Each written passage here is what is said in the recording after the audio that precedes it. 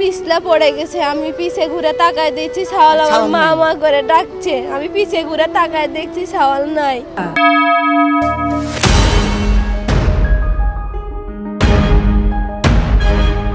রাজশাহীতে নলকূপের পাইপে আটকে থাকা শিশু সাজিদ ৩২ ঘন্টা পর উদ্ধারে অবশেষে দেশবাসীর কাছ থেকে চিরতরে বিদায় নিল এই সাজিদ।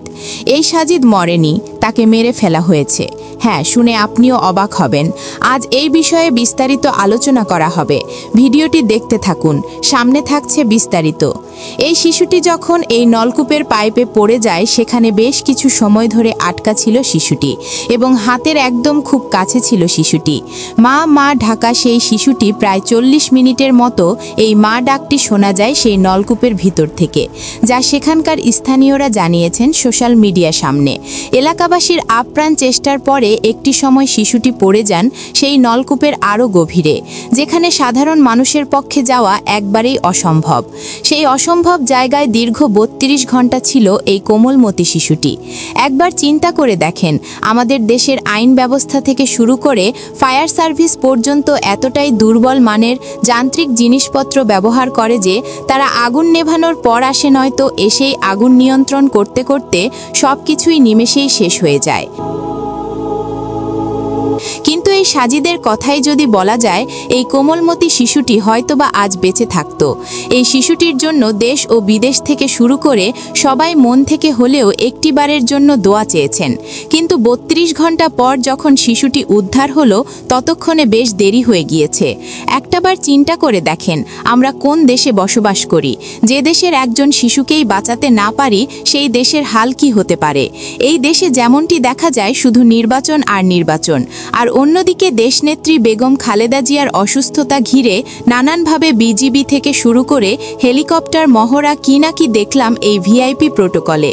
আর অন্যদিকে গরিব ঘরের সন্তান সাজিদকে মাত্র ৫০ ফুট নিচে থেকে উদ্ধার করতে ৩২ ঘন্টা সময় লাগে এতগুলো ফায়ার সার্ভিস কর্মীরা থেকেও।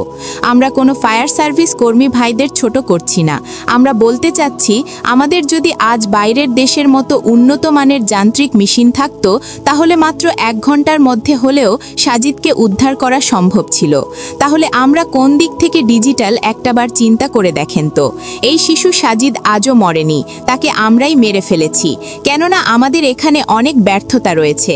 যারা সেখানে ছিল তারাই এই খনন কাজ দেখতে দেখতে বিরক্ত হয়েছে। এই হলো আমাদের দেশের বর্তমান পরিস্থিতি। যে মা ৩২ ঘন্টা তার ছেলেকে না দেখতে পেয়ে এক গ্লাস পানিও খায়নি, সেই জন্মধারিণী মাকে আজ কি বুঝ দিব আপনি আমি? যে মাটি খনন করে সাজিদকে উদ্ধার করা হয়েছে, সেই সাজিদকে আজ মাটির নিচে কবর দেওয়া হলো।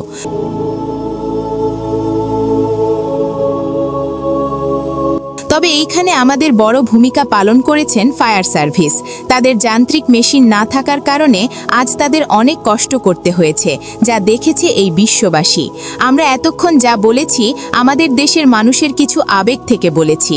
এই কোমলমতি শিশু মাত্র ২ বছর বয়সে দেখিয়ে দিল আমরা এতগুলো মানুষ এই বাংলাদেশের মাটিতে থাকার পরেও আমরা তাকে বাঁচাতে ব্যর্থ হয়েছি। আসুন এই শিশুটির জন্য দোয়া করি, আল্লাহ যেন জান্নাতের মেহমান হিসাবে সাজিদকে কবুল করে নেন, আমিন। আমরা এখানে সত্যিটা তুলে ধরার চেষ্টা করেছি। ভিডিওটি যদি ভালো লাগে তাহলে অবশ্যই একটি লাইক দিয়ে অন্যকে দেখার জন্য শেয়ার করতে পারেন। থাকতো কিছু ঘিরা থাকতো, একটা বস্তা দেওয়া থাকতো, একটা পাইপ খারাপ রাখতো, এটা তো ভালো ভাই, তাহলে আমাদের সমস্যাটা হইতো না ভাই। আজকে আমার বাচ্চা গেছে ভাই, আরো কারো তো যাইতে পারতো ভাই, আরো তো বড় ক্ষতি হইতে পারতো ভাই। কারণ যার যায় তাই ভাই বুঝে ভাই, আসলে যার আসলে যায় তাই সে বুঝে তার কোন জিনিসটা গেল ভাই।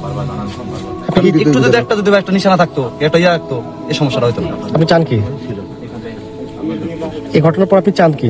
আমি চাই ভাই এটার একটা তদন্ত হোক, এটা বিচার হোক, এটাই আমি চাই। আপনি তো বাবা, আপনার বুকটা খালি হয়ে গেল।